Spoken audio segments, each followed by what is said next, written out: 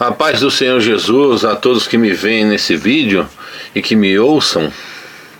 Irmãos, eu estou aqui hoje para falar um pouco sobre a nossa natureza humana. O que nos afasta de Deus não é só o diabo, irmão. Nós temos que entender o seguinte: o diabo é o nosso arqui-inimigo, ele é o nosso inimigo mortal, ele está para acabar com a humanidade. Se não fosse Deus e os seus anjos, com o seu poder para nos livrar diariamente dos perigos que o próprio diabo nos coloca, ciladas, acidentes, nos livrando de todo esse mal, ademais nós termos o diabo como nosso rival ferrenho, nós somos os nossos próprios inimigos. Você sabe por quê, irmão? Porque a nossa carne ela é maldita. Nós habitamos numa carne que ela é inimiga de Deus. Então eu vou querer deixar para os irmãos aqui esse texto de Gálatas, capítulo 5, a partir do versículo 16, vai falar de uma guerra existente no nosso interior. Entenda, não é o que está no externo, não é o que está na nossa visão. É claro que tem a concupiscência dos olhos, o desejo carnal que começa pelos olhos. Mas nós temos uma natureza e ela precisa ser combatida. Se essa natureza não for combatida, nada vai dar certo na sua vida espiritual. Deus quer você por inteiro, Ele não quer você pela metade. Não me venha falar que está 99% dentro da igreja. Esse 1% vai te afastar de Deus. Então vamos ser coerentes, vamos pensar como o Senhor Jesus pensou no tempo que Ele ficou aqui. Ele ensinou os discípulos a todos serem espirituais. Nós temos que sermos espirituais e está na hora dessa ficha cair. Já deu, irmãos, já deu, está na hora dessa ficha cair. Então em Gálatas capítulo 5, versículo 16, a partir do versículo 16 diz assim: digo, porém, andai no Espírito, e não satisfareis as concupiscências da carne, os desejos. Pois a carne deseja o que é contrário ao Espírito, e o Espírito que é contrário à carne. Estes se opõem-se um ao outro, para que não façais o que quereis. Mas se sois guiados pelo Espírito, não estáis debaixo da lei. As obras da carne são conhecidas, as quais são prostituição, impureza, lascívia, idolatria, feitiçarias, inimizades, porfias, ciúmes, iras, pelejas, dissensões, facções, invejas, bebedices, orgias e coisas semelhantes a estas, acerca das quais vos declaro, como já antes vos preveni, que os que cometem tais coisas não herdarão o reino de Deus. Irmãos, vamos ser sinceros com a nossa própria vida. A nossa salvação está em jogo. Há uma natureza que tem que ser combatida e ela não está no poder de Deus, está no teu poder de fazer isso morrer. Peça ajuda a Deus, mas para que Deus entre com providência na tua vida é necessário que você, que tem consciência, que sabe o que é certo e o que é errado, se livrar dessas coisas. Senão, irmão, a qualquer momento, você sabe como que a morte trabalha? Ela vem assim, ó, no estalar de dedo. Ela vem como um ladrão. Você não sabe a hora que você vai sair desse plano, dessa matéria. E o que você vai fazer? Qual será o seu argumento diante de Deus quando você morrer dentro da prostituição, dentro da ira, dentro da peleja? São palavras que o apóstolo Paulo escreveu aqui, irmãos. E o que o apóstolo está dizendo, ele só está ratificando o que Deus e o Senhor Jesus disse primeiro em Gênesis, depois em Mateus. Daqui a pouco eu vou abrir para mostrar para os irmãos. Então o que nós temos que fazer? Nós temos que combater esta carne diariamente. diariamente. Não podemos ser omissos, mentirosos, covardes. Há muita gente na igreja com esse comportamento de covardia, porque não consegue largar as coisas que desagradam a Deus do seu passado. Porque uma vez que você vai à igreja e que você entende a mensagem, entende qual é o mote do evangelho, o que o Senhor Jesus colocou como prática, e aí você se batiza, você batiza nas águas, você fica na oração, no jejum, e o dom espiritual ainda não chegou, irmão, o que está errado? Tem duas coisas que podem estar acontecendo. Ou é o tempo de Deus, que Ele é soberano, Ele sabe a hora que vai te entregar, ou é porque você, irmão, está num jugo desigual. Você está cocheando em dois pensamentos. Uma hora você quer Deus, outra hora você quer a orgia, você quer a devassidão, você quer a glutonaria, a bebedice. E aí, como que Deus vai operar? Se Deus é santo. Deus é santo, irmão. Desde o momento que Ele abre as cortinas de Gênesis, que Ele se apresenta no mundo. Porque Deus não fala de onde Ele vem e para onde Ele vai. Ele simplesmente abriu a cortina de Gênesis e disse assim, ó, façamos o homem à nossa imagem e nossa semelhança. Quando Deus fala isso lá no início, que Ele vai formar o homem do pó da terra, Adão já sofreu uma intervenção da sua natureza contra as coisas de Deus. Irmãos, não me pergunte por que essa natureza existe dentro de nós. Porque, veja bem, Adão foi instigado pela sua mulher a comer do fruto proibido. Não é? Eu não sei se isso é uma analogia, uma simbologia, mas existia um ser, um terceiro personagem nessa história que assediou, incitou Eva a comer do fruto, e depois Eva condicionou esse desejo no Adão. Então lá em Gênesis, Deus, como eu estava dizendo, Deus ele aparece em Gênesis, abrindo as cortinas de Gênesis, se apresentando ao mundo. Aí Ele cria o homem e Ele quer que esse homem seja santo enquanto ele viver, porque Deus é santo. Ninguém vai bater na porta lá naquele grande dia, falar assim, Senhor, me deixa entrar, mas o que você fazia na terra? Eu era crente, mas eu gostava de fumar. Eu era crente, mas eu gostava de bater uma bola, de falar uns palavrão. O senhor sabe, né? Aqui é o mundo. A gente está vivendo uma geração totalmente inadequada. Elas não querem uma santidade. E eu estou vivendo nesse mundo, eu me faço de louco para ganhar os loucos. Não é nada disso, irmão. Não é nada disso. Você tem que ser santo. A nossa vida espiritual depende exclusivamente de nós mesmos. Não depende dos homens. Não depende do Espírito Santo. O Espírito Santo quer fazer a obra, mas você tem que estar de comum acordo. Você que também tem que querer. Senão, irmão, não vai dar certo. E ninguém se justifica por obras. Ninguém se justifica por obras.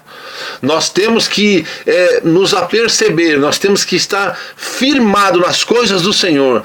Senão, irmão, a morte vai bater na porta um dia que você não espera. Ou de madrugada, quando você estiver dormindo. Você não sabe. E o que vai ser da sua vida? Você vai ficar nesse jogo da sua salvação? Você está brincando com a sua salvação?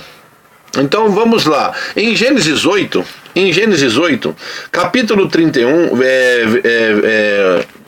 versículo 21, diz assim a palavra do Senhor. O Senhor sentiu o suave cheiro e disse em seu coração, Deus falando para Noé, não tornarei mais a amaldiçoar a terra por causa do homem,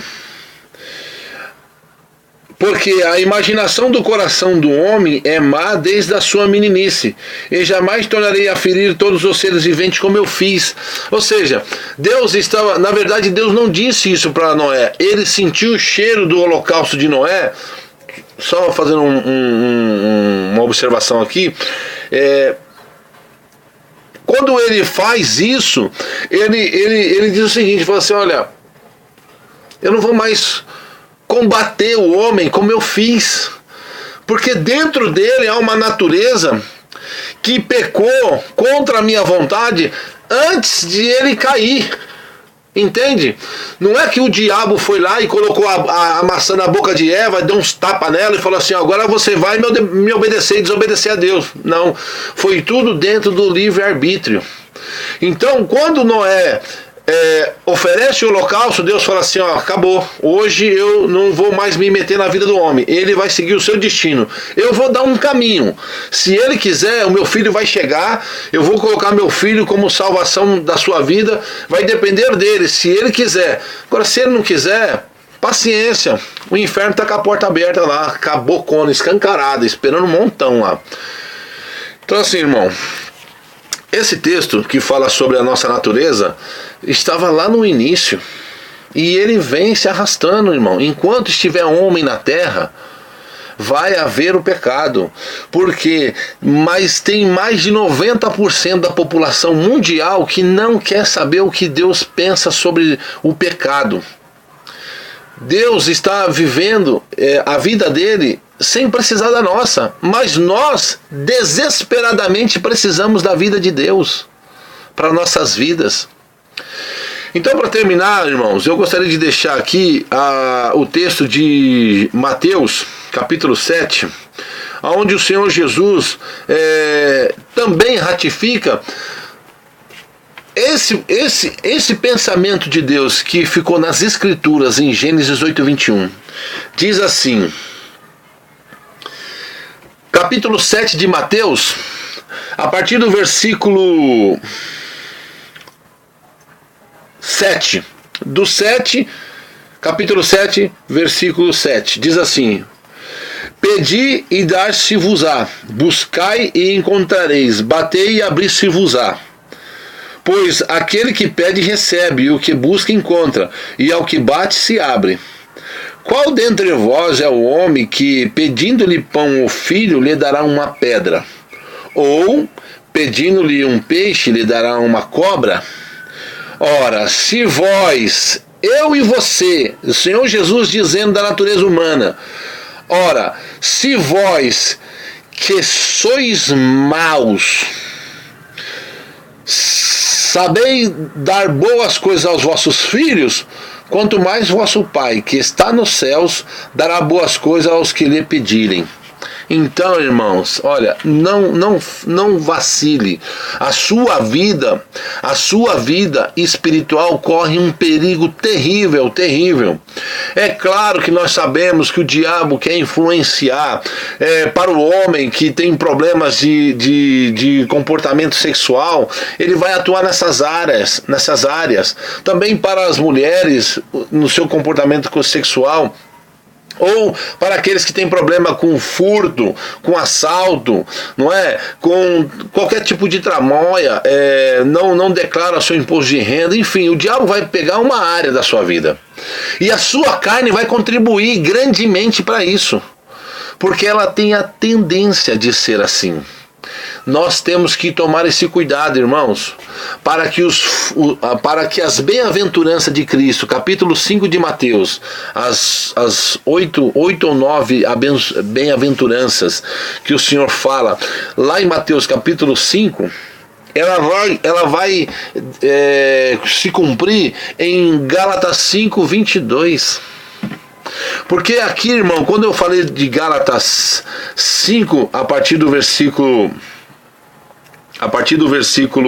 16, lá no 22, dentro desse texto da guerra da carne e o espírito, no 22, aqui está a solução para a vida espiritual do homem. Diz assim: mas o fruto do Espírito é amor, gozo, paz, longanimidade, benignidade, bondade, fidelidade, mansidão, domínio próprio, temperança. Contra estas coisas não há lei. Então, meus queridos, ou nós somos espirituais, ou nós vamos perder essa guerra. Essa guerra, ela vai ser destruída quando nós morrermos. Ela vai vencer, ou melhor dizendo, nós seremos vencidos nessa guerra se nós continuarmos nestas práticas. Aí acabou, irmão, aí acabou.